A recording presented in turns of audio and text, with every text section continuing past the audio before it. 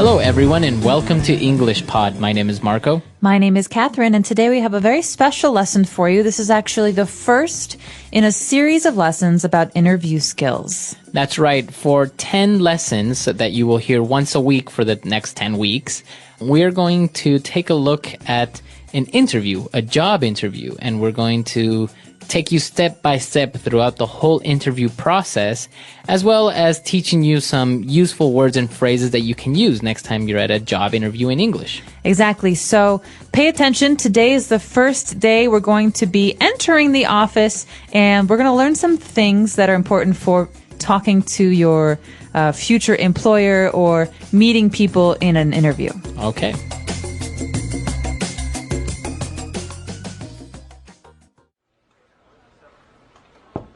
Come in. Mr. Parsons? Ah, you must be Rebecca. Please do come in. Thank you for making some time to see me, Mr. Parsons. It's a pleasure to meet you finally. The pleasure's all mine, Rebecca. Have a seat, please. Now, would you like any refreshments, tea or coffee? A coffee would be lovely, thank you. Black, no sugar. No problem. Sally, can we have 2 coffees, please? 1, no milk or sugar. So, Rebecca, I understand you had a first interview with Miss Childs last week? Yes, that's correct. She filled me in on the details of the job on the telephone. Great. Well, I'm glad to say she recommended you for a second interview, and here we are. Perhaps we can start by discussing your background and resume details a little. Yes, of course. All right, we're back. So now let's take a look at language takeaway. Language takeaway. So one of the first things that you're offered when you go to interview at a company is refreshments. Right. Would you like any refreshments? This sounds complicated, but it's actually a very simple word for beverages or drinks. Right. So that's why he offered her tea or coffee. Right. So refreshments are cola, coffee, tea. But how do you answer this? If I say, would you like any refreshments, Marco? You can say, yes, water would be fine, thank you. Okay, water would be fine. Or I'd like a Coke. Or I'd like a cup of coffee. Cup of coffee. Great. Refreshments are drinks. And after that, the characters are talking about the details of the job. So what are these details? How are they different from the job itself? Well, the details of the job are the specific points about the job. So, for example, if she applied for a job as a receptionist, the details of the job would be answering the phones, taking messages, receiving people at the office. Those are the main details of the job. Also, we need someone who works from 9 a.m. to 5 p.m., someone who is going to come 5 days a week. Mm-hmm. So the details are basically more information about something. Right, the specific information about a general topic. And it's not only related to work. The details can be of many, many things. Right. So if I ask you about your details, Marco, you could maybe tell me your phone number, your address, my full name. Full name or birthday. So these are details. Okay. And, after they talked about the details of the job, after she explained that she received the details of the job by phone, Mr. Parsons said that she was recommended for a second interview. So Rebecca is coming to the office for a second time. She already had one interview, and the woman she talked to the first time recommended her for a second interview. So the verb here is to recommend. Right. And you can recommend a person, an object, a movie, and that's basically you are saying that this is good and that it's worth seeing, it's worth buying, it's worth interviewing. For example, I really like the movie Avatar. Marco, I recommend you see it. Okay, or I can say, Catherine recommended the movie Avatar. Okay, so Catherine liked it, Catherine decided, Catherine suggested or told Marco it would be good. That's right. So to recommend. And then Mr. Parsons said that they're going to start discussing her background. Well, background, think of the word back. That means behind. This usually means a person's history at a job or at many jobs or even their educational background, information about where they studied. That's right. So the background, maybe a person's background is, as you said, all their history, work, study, many different things, even maybe seminars or courses that they assisted. Or even just their personal history. For example, Marco, you speak English like an American. What's your background? Because I know you're not American. Right, I'm from Ecuador. Okay, background. So that means someone's personal history. That's right. And hand in hand with background, we have a piece of paper that usually you send into an employer to apply for a job. This is the famous resume. Resume. So you're right, Marco. Resume is a document. In this case, it is a document that lists your work history, your working background. And it's a very important part of applying for a job. And usually you send your resume before you go for the interview so that the employer can look and see, is this person qualified? How old are they? What's their work history? And, well, very similar to a resume, you may have heard a CV. That's right. A CV is a lot like a resume. It stands for curriculum C, vitae V, CV, and it's more detailed. It has more details about a person's academic or study history. Exactly. So a resume, I guess it's very similar to a summary of your work background, whereas a CV will have more details about your education, maybe more details about your work background, what did you do, objectives, etc. Great. So maybe we should listen to today's dialogue one more time, and when we come back, we'll be talking about some of the interesting phrases we heard in today's dialogue.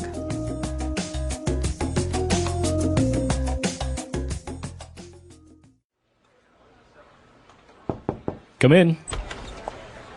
Mr. Parsons? Ah, you must be Rebecca. Please do come in. Thank you for making some time to see me, Mr. Parsons. It's a pleasure to meet you finally. The pleasure's all mine, Rebecca. Have a seat, please.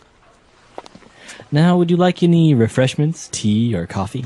A coffee would be lovely, thank you. Black, no sugar. No problem. Sally, can we have 2 coffees, please? 1, no milk or sugar. Certainly, Mr. Parsons. So, Rebecca, I understand you had a first interview with Miss Childs last week? Yes, that's correct. She filled me in on the details of the job on the telephone. Great. Well, I'm glad to say she recommended you for a second interview, and here we are. Perhaps we can start by discussing your background and resume details a little. Yes, of course. All right, we're back. So now we have 3 phrases that we're going to take a look at on Fluency Builder. Fluency Builder. All right, so when Rebecca arrived, Mr. Parsons said, "Ah, you must be Rebecca.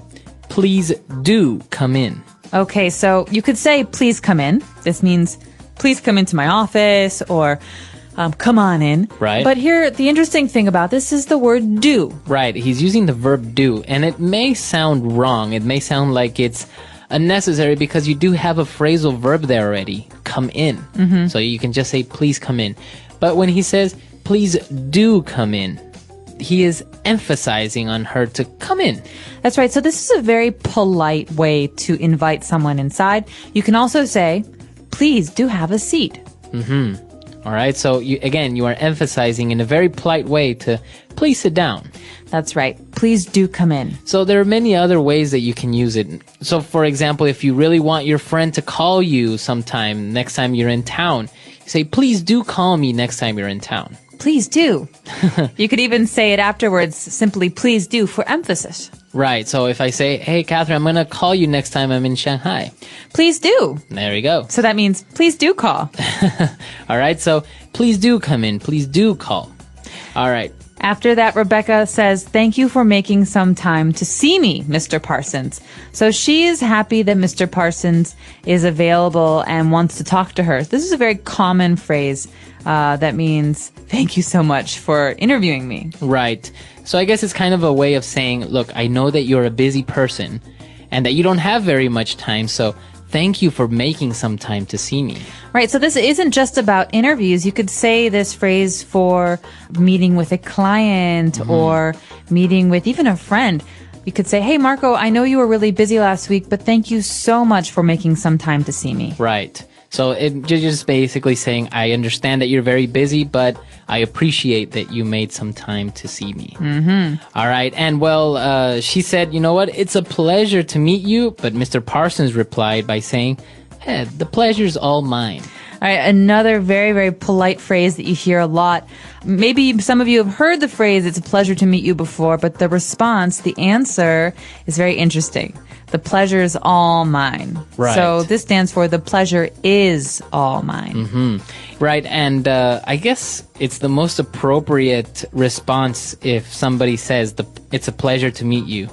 Because if you don't say this, I think you may sound a little bit arrogant. Well, you could say it's a pleasure to meet you too. Right. But this is it's another way to answer the person, because you don't always want to say it's a pleasure to meet you. It's a pleasure to meet you too. Right. This is a way to say something different and to say, well, the pleasure's all mine. Right. But it's very important to answer something, right? Because if I say it's a pleasure to meet you and you say thank you, it's like, no, that is a little bit arrogant. So Right. you have to say something. Right. And we recommend that you say this, or you just say the same thing back. So it's nice to meet you. Oh, it's nice to meet you too. Right. Okay, and our last phrase is actually when they were talking about, again, the details of the job, and she said that Miss Childs filled her in on the details. She said, she filled me in on the details of the job on the telephone. Okay, so this is an interesting verb, to fill in, or in this case, to fill someone in, to fill me in, to fill you in. This basically means to tell someone about something. Right. Or if I know a little bit of information, but not a lot of information about something, this way you're telling me more so I understand it better. Right, I'm giving you all the information. So maybe somebody is talking about a rumor in the office, and you go and you say, hey, fill me in on the gossip. All right, so you want to know all about it. Right. Or for example, Marco, we're having a party next Sunday, but I'll have to fill you in on the details around Friday. Okay, because you don't have all the information right now. Yeah, I don't know yet what time or where. Okay, so to fill someone in is to give them all the information or to give them more information. Fill me in. Fill me in. All right. Why don't we take a look at our dialogue for the last time, and we'll be back in a little bit.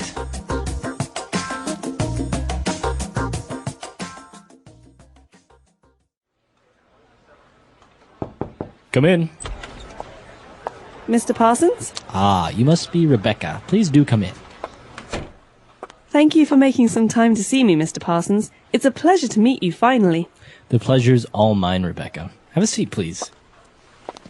Now, would you like any refreshments, tea or coffee? A coffee would be lovely, thank you. Black, no sugar. No problem. Sally, can we have 2 coffees, please? 1, no milk or sugar. Certainly, Mr. Parsons. So, Rebecca, I understand you had a first interview with Miss Childs last week? Yes, that's correct. She filled me in on the details of the job on the telephone. Great. Well, I'm glad to say she recommended you for a second interview, and here we are. Perhaps we can start by discussing your background and resume details a little. Yes, of course.